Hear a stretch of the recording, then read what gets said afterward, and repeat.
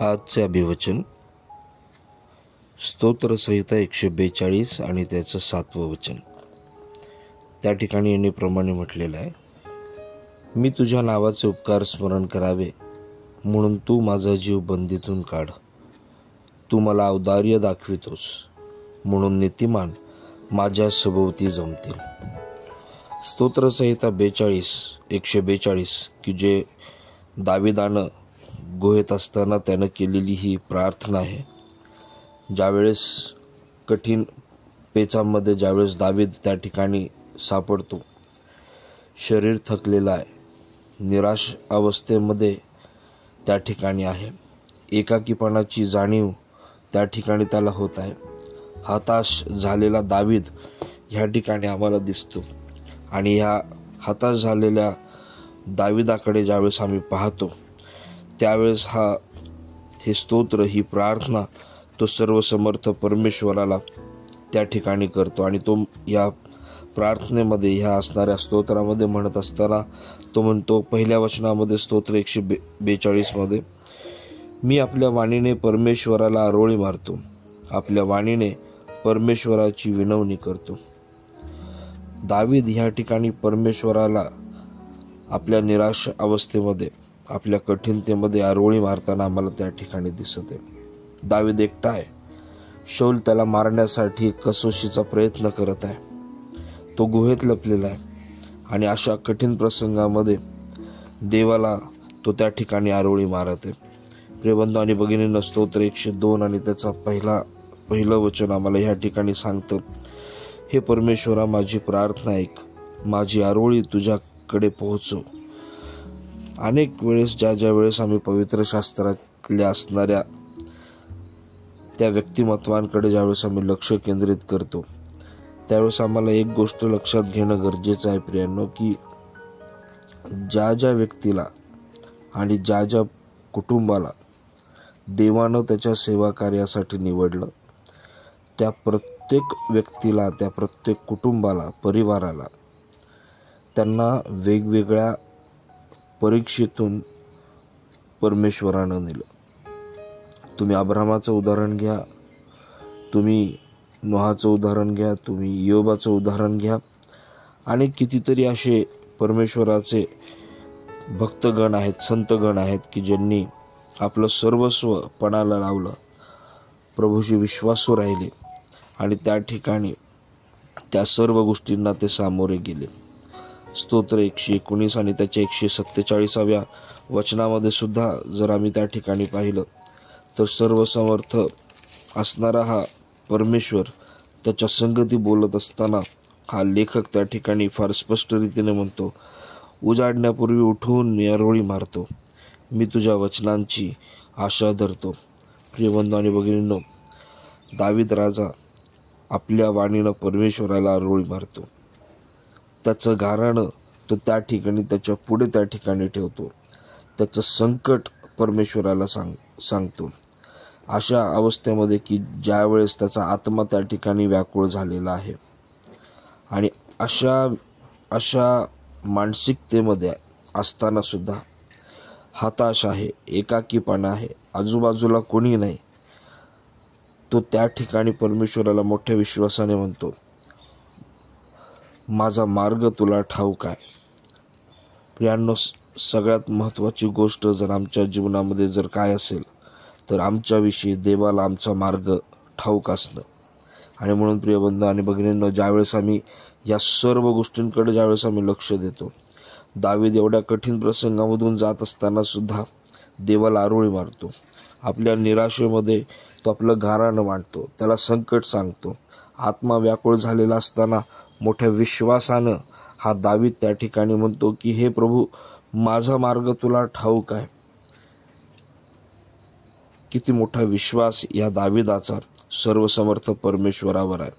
आणि म्हणून दाविदावर जर आम्ही बघितलं, तर अशा प्रकारची परिस्थिती, अशा प्रकारचे प्रसंग दाविदावर वारंवार आले. वारंवार तो अशा मार्गामधून किंवा अशा परिस्थितीमधून गेला. पण एक महत्त्वाची गोष्ट आम्हाला त्या ठिकाणी दिसून येते की दावीद हा त्याच्या विश्वासामध्ये स्थिर आहे. दावीद हा त्याच्या मार्गावर अतिशय स्थिर आहे, कारण त्याच्याकडे उद्दिष्ट आहेत, कारण त्याच्याकडे सर्वसमर्थ परमेश्वर आहे की ज्याच्यावर त्याचा पूर्ण विश्वास आहे. त्याचा विश्वास आहे की हा परमेश्वर एक दिवस मला ह्या सर्व संकटातून बाहेर काढणार. हा परमेश्वर माझी परीक्षा सहनशक्तीच्या पलीकडे त्या ठिकाणी घेणार नाही. स्तोत्र 57 आणि त्याच्या असणाऱ्या 7व्या वचनामध्ये जर आम्ही पाहिलं तर त्या ठिकाणी लिहिणारा लेखक एक खूप सुंदर गोष्ट त्या ठिकाणी लिहितो. का दावीद या सर्व गोष्टींना सामोरं जाऊ लागला? त्याचं कारण आम्ही जर पाहिलं स्तोत्र 57 आणि त्याच्या 7व्या वचनामध्ये तो म्हणतो, हे देवा, माझे अंतःकरण स्थिर आहे, माझे अंतःकरण स्थिर आहे, मी गाईन, मी स्तोत्रे गाईन.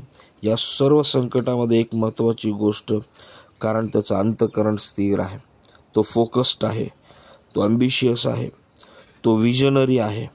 त्याला त्याचं मिशन ठाऊक आहे, त्याचं विजन त्याला ठाऊक आहे.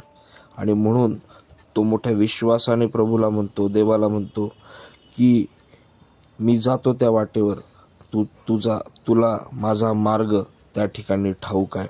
आणि म्हणून प्रिय बंधू आणि भगिनींनो, आमच्या जीवनामध्ये किती कठीणता असो, आमच्या जीवनामध्ये किती पेच प्रसंग असोत, आमच्या जीवनामध्ये निराशा असो, आमच्या जीवनामध्ये एकाकीपणा असो, आमचं शरीर किती थकलेलं असो, आम्ही कठीणतेमध्ये सापडलेलो असो, वेगवेगळ्या प्रकारच्या नानाविध परीक्षांना आम्ही सामोरं जाणारा असो, आमचा विश्वास हा प्रभूवर असणं गरजेचं आहे. दुसरी महत्त्वाची गोष्ट, आमचा मार्ग परमेश्वराला ठाऊक असणं हे अत्यंत गरजेचं आहे. ज्याप्रमाणे दाविदाचा मार्ग प्रभूला ठाऊक होता, त्याचं अंतःकरण स्थिर होतं, तो वचनामध्ये मुळावलेला होता. ते एवढंच केवळ नाही, तर परमेश्वराची योजना ही ज्या प्रकारे आपल्या जीवनामध्ये काम करते त्या प्रकारच्या सर्व गोष्टी दाविदाला त्या ठिकाणी ज्ञात होत्या. आणि म्हणून मोठ्या विश्वासानं त्यानं आपल्या सर्व गोष्टी प्रभूच्या हातामध्ये समर्पित केल्या होत्या. ज्याप्रमाणे स्तोत्रकर्ता 37:3 त्या ठिकाणी म्हणत असताना एक खूप सुंदर बाब आम्हाला त्या ठिकाणी सांगतो. स्तोत्रे 37 आणि त्याचं 3रं वचन त्या ठिकाणी आम्हाला फार सुंदर रीतीने सांगतं. आणि तो म्हणतो, परमेश्वरावर भाव ठेव व सदाचाराने वाग, देशात वस्ती करून राहा, इमानाने चाल, म्हणजे परमेश्वराच्या ठाई तुला आनंद होईल, तो तुझे मनोरथ पूर्ण करील.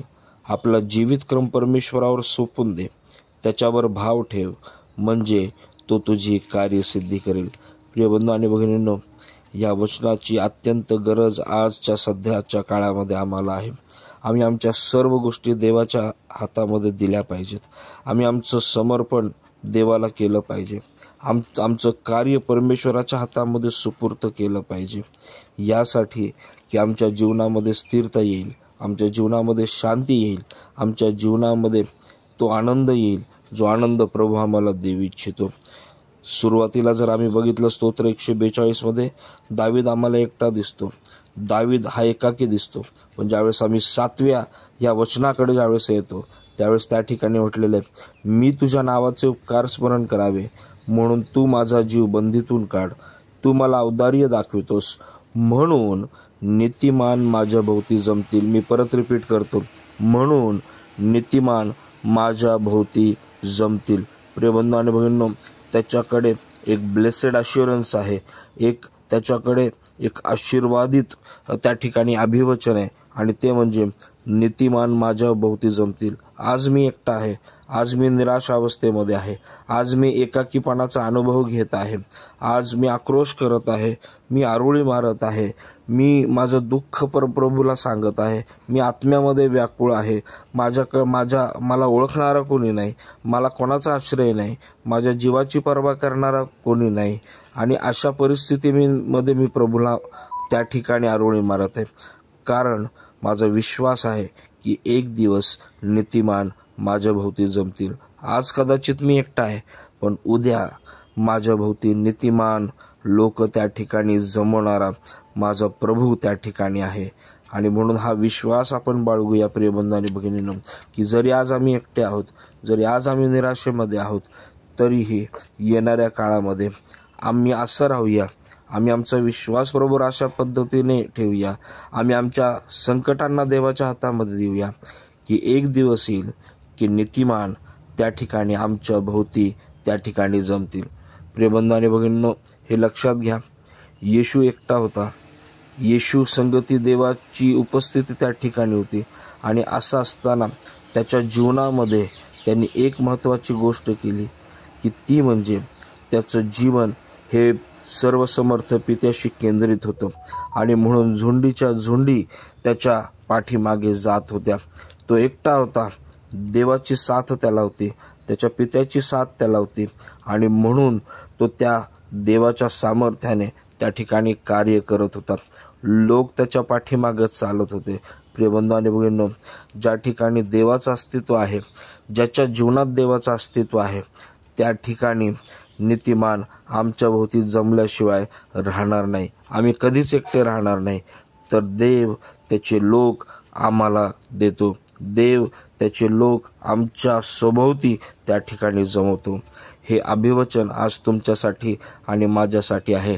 ज्या जगामध्ये आम्ही आहोत ते जग अतिशय कठीण आहे, ते जग अतिशय कठीणतेनं भरलेलं आहे. या जगामध्ये मार्गक्रमण करत असताना त्या प्रभूवर विश्वास ठेवू आणि योग्य प्रकारे मार्गक्रमण करू आणि देवाचं गौरव करू. प्रभू आपल्या सर्वांना आशीर्वादित